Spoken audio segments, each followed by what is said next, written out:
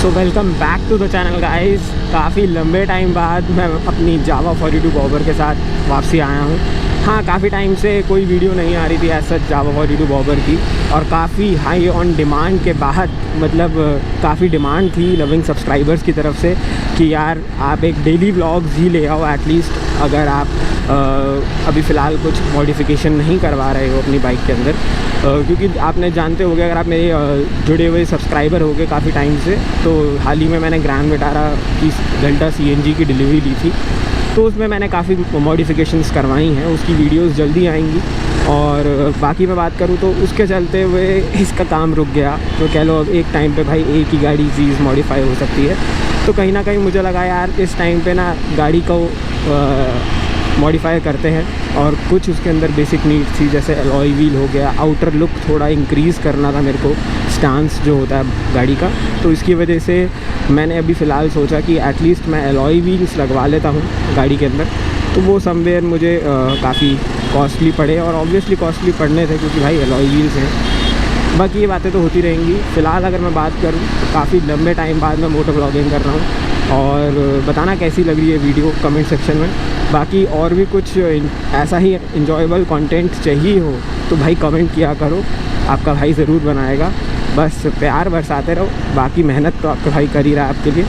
और अगर मैं बात करूँ इस जावा 42 बॉबर के साथ मुझे ऑलमोस्ट 1.5 साल होने को है, और काफ़ी ज़्यादा मज़ा आता है इस बाइक को चलाने में।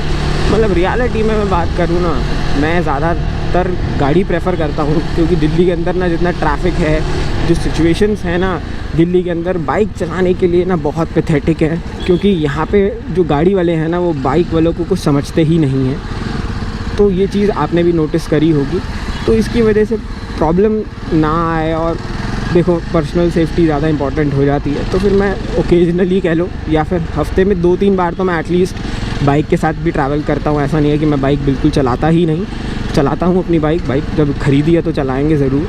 बट हाँ, ये है कि मेरा मोस्टली फर्स्ट प्रेफरेंस रहती है गाड़ी, तो उसमें थोड़ा कंफर्ट हो जाता है। बट हाँ, जब बाइक के साथ निकलो तो भाई फिर इसका अलग ही मज़ा है।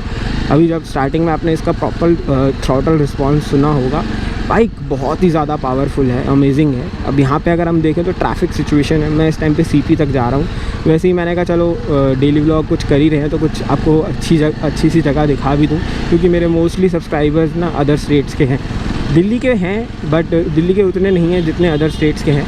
तो मैंने कहा चलो आपको दिल्ली की जान CP थोड़ा सा दिखा दिया जाए, और CP तक का रास्ता भी, भाई CP तक पहुंचने के लिए जाम का सामना करना पड़ता है। दिल्ली वालों को तो पता ही होगा भाई, ITO से जा रहा हूँ तो यहाँ पे कितना जाम होता है। ये ऑफिस आवर्स है, सुबह के 10:30 बज रहे हैं। गुड मॉर्निंग सभी को।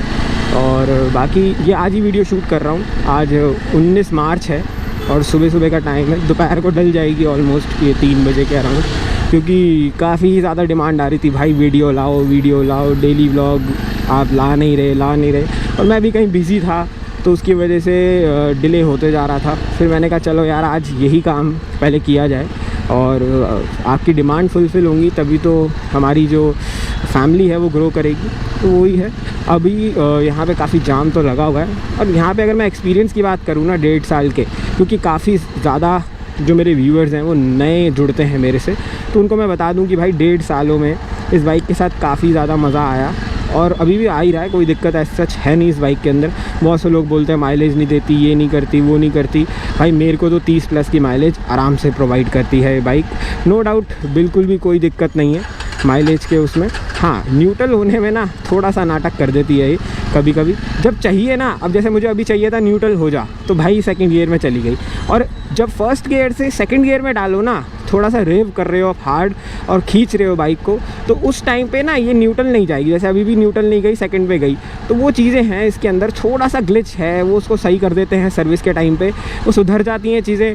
बट थोड़े टाइम बाद फिर वही दिक्कत, और इससे में मेजर दिक्कत ऐसा कुछ नहीं है। हीटिंग इशू जो एक मेजर कहते हैं यार, नहीं भाई हीट होती है, बहुत हीट होती है। देखो ऐसा कुछ भी हीटिंग इशू नहीं है इसके अंदर। मैं इस टाइम पे 30 डिग्री टेम्परेचर तो होगा दिल्ली का इस टाइम पे, और उसमें बाइक बिल्कुल भी हीट नहीं कर रही। उल्टा मुझे सूरज की धूप ज़्यादा गर्म महसूस करवा रही है, इंस्टेड ऑफ बाइक ऐसा कोई हीट नहीं कर रही। रेडिएटर बाइक का ऑन हो जाता है थोड़ी देर में, अगर हम 5-6 किलोमीटर रेगुलर बाइक को चलाएं एक साथ में, तो फिर रेडिएटर फ़ैन जो है वो ऑन हो जाता है बाइक का। और कूलेंट अगर आप सब कुछ टॉपअप रखोगे तो आपकी बाइक देखो हीट नहीं करेगी, बिल्कुल हीट नहीं करेगी। मैंने बिल्कुल तेज़ गर्मी में भी इस बाइक को चलाया है। दिल्ली की लू वाली गर्मी जो होती है ना स्पेसिफिकली, वो बहुत ज़्यादा तेज़ होती है, अराउंड 45 डिग्री टेम्परेचर के अंदर। तो वहाँ पे भी जब मैंने इसको ड्राइव किया, राइड किया, तो भाई बाइक तब भी हीट नहीं हुई। तो मुझे ऐसा हीटिंग इशू तो देखो नहीं लगता। माइलेज भी बहुत बढ़िया है, सर्विस कॉस्ट भी अमेजिंग है। मैं बात करूँ सर्विस कॉस्ट भी इसके अंदर कोई ज़्यादा नहीं है, बहुत मिनिमलिस्टिक सर्विस कॉस्ट है। अब अगर मैं बात करूँ 350 सीसी की बाइक और जावा जैसा एक रेनॉन ब्रांड, तो 1750 रुपये की सर्विस कॉस्ट ज़्यादा तो नहीं लगती यार। 2 ही सर्विस हुई हैं, 2 नहीं 3 सर्विस हो गई हैं। तो 3 मेजर सर्विस इसकी हुई हैं, जिसमें तीनों के अंदर इन्होंने इंजन ऑयल चेंज किया। और मैं बात करूं तो रियलिटी में काफ़ी अच्छा एक स्मूथ एक्सपीरियंस रहा है जावा के साथ मेरा स्टार्टिंग से ही। अब देखो बहुत लोगों की बाइक के अंदर ये प्रॉब्लम भी आई, मैं मानता हूँ मैन्युफैक्चरिंग डिफेक्ट हर किसी की बाइक में हो सकता है, बट ये नहीं है कि हर बाइक ख़राब हो और कस्टमर लेना बंद कर दे किसी एक बाइक के ख़राब होने की वजह से। तो ऐसा तो नहीं है भाई, रॉयल एनफील्ड में भी बहुत दिक्कतें आती हैं। मेरे फैमिली में तो मेरे फादर ने एक टाइम पे लगातार 3 रॉयल एनफील्ड ओन करी थी, और पहले 500 सीसी करी। वो हीट इतनी होती थी कि बिल्कुल कपड़े जला देती थी, तो वो बेच दी हमने। 1-1.5 महीने में ही बेच दी थी वो। फिर हमने 350 सीसी क्लासिक ली, वो सब कुछ सही चल रहा था, वो बेचारी चोरी हो गई 1-1.5 महीने में ही। पहली सर्विस ही करवाई थी और रात में ही भाई साहब किसी ने हाथ मारा और चोरी करके ले गया उसे।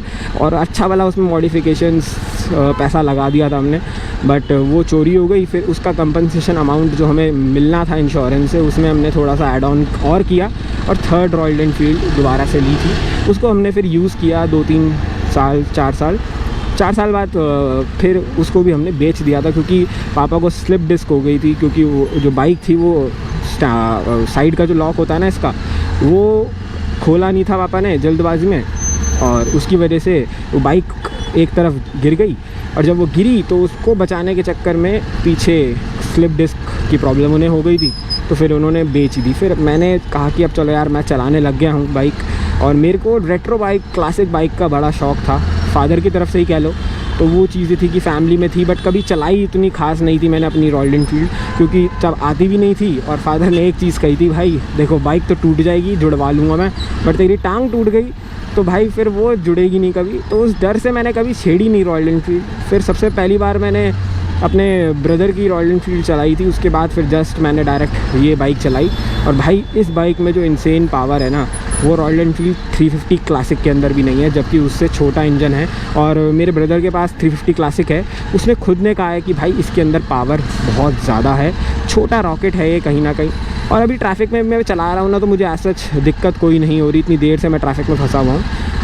तो वो चीज़ें हैं कि आपको कहीं ना कहीं ये एक बाइक बहुत ही अमेजिंग लुकिंग, बिल्कुल कबीर सिंह वाली जो वाइब है ना भाई, सिंगल सीट लगी हुई है, आप क्रूज़ कर रहे हो। लोग आज भी रुक के पूछते हैं कि भाई कौन सी बाइक है, कितने सीसी की है, कितने पुलिस वालों ने रोका, चालान नहीं काटा तो बट एटलीस्ट उन्होंने पूछा, फ़ोटोज़ ली। तो वो चीज़ें हैं कि ये क्लियरली इंडिकेट करते हैं कि बाइक बहुत ही ज़्यादा अमेजिंग है और काफ़ी मज़ा आता है इस बाइक को चलाने में। फ्यूल इकोनॉमी काफ़ी अच्छी है इसकी, ऐसा कोई दिक्कत नहीं है।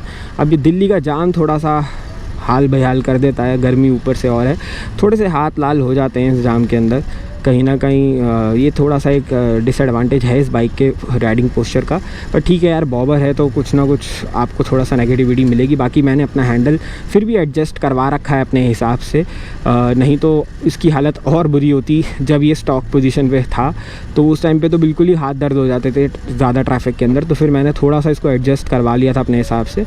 बट जल्दी ही इसके अंदर मैं एक कस्टम हैंडल भी शायद लगवा लूँ, ताकि एक कम्फर्ट राइड मेरे को और मिले और जो इसकी हैंडलिंग है ना वो ज़्यादा इंप्रूव हो जाए। क्योंकि अब जो हैंडल मैंने थोड़ा सा नीचे करवाया है ना, उसकी वजह से कहीं ना कहीं इसकी राइडिंग क्वालिटी काफ़ी बढ़ गई है। ट्रैफिक के अंदर जो कटिंग है वो काफ़ी इंप्रूव हो गई है। तो वो चीज़ें हैं। अब जैसे खींचनी है ना बाइक तो एकदम से खिंचती है, और बाइबर की इसके अंदर जो ब्रेकिंग दे रखी है ना फ्रंट और रेयर में ABS, डुअल चैनल ABS के साथ, वो काफ़ी अमेजिंग है। आपको रियलिटी में एक प्रॉपर मैं कहूँ पीस ऑफ माइंड देती है कि यार कुछ भी कर लो बाइक रुक जाएगी। तो भाई पुलिस वाले खड़े हुए हैं, डर लगता है कभी कभी तो, क्योंकि गोप्रो के साथ ना ये रोक लेते हैं कि भाई कैमरा लगा है, पक्का ये इसने कुछ उल्टा पुल्टा करवा रखा होगा गाड़ी में, तो ज़्यादातर यही डर लगता है। और बाकी ऐसी बाइक देख के भी ना वो रोक ही लेते हैं। सीपी में ऑलमोस्ट हम एंटर कर चुके हैं। अब भाई स्पीड थोड़ी सी लिमिट में चलानी पड़ेगी, नहीं तो फालतू में चालान कट जाएगा बाइक का, और वो मैं चाहता नहीं, तो अंडर 50 में ही रखूँगा मैं स्पीड। ये अच्छी चीज़ है कि ट्यूनिंग काफ़ी अच्छी है बाइक की, तो आप इजीली इसको क्रूज़ कर सकते हो सिटी के अंदर। राइडिंग कंफर्ट अच्छा है, कहीं से भी निकल जाती है, ये चीज़ें काफ़ी ज़्यादा ईजी हो जाती हैं। जहाँ पे बुलेट की कटिंग इससे ज़्यादा अच्छी है, क्योंकि यार उसका राइडिंग पोस्चर काफ़ी अलग है, मैं बात करूँ एज़ कम्पेयर टू 42 बॉबर, तो वो चीज़ें हैं। बट अगर आपको एक बाइक लेनी है ना, थोड़ा सा टशन मारना है, थोड़ा सा आपको कॉलेज में लेके जानी है बाइक, तो आप ज़रूर से जाओ 42 बॉबर ले सकते हो। अब खींचने को कितनी भी खींच लो, ये मतलब इसकी कोई लिमिट नहीं है कि आप स्पीड चाहे फिर कितनी कर लो। हाँ, एक मेजर डिसएडवांटेज भाई ये है कि जब ऊपर से सूरज सीधा आपकी स्पीडोमीटर पे पड़ेगा तो भाई कुछ भी नहीं दिखता। अब जैसे इस टाइम पे मेरे को बहुत कम ही दिख रहा है स्पीडोमीटर, तो वो चीज़ें एक नेगेटिव पॉइंट है। कंपनी को ये सुधार देना चाहिए भाई। जब तुम डिजिटल मीटर दे रहे हो तो उसकी इल्यूमिनेशन इतनी तेज़ होनी चाहिए कि भाई वो ईजीली राइडर को दिखे, और जो स्पीड है वो उसको वो दिखे, बाकी सारी इन्फॉर्मेशंस भी दिखे। एग्जॉस्ट साउंड भी बहुत तगड़ा है, ब्रेकिंग बहुत तगड़ी है इसकी, बहुत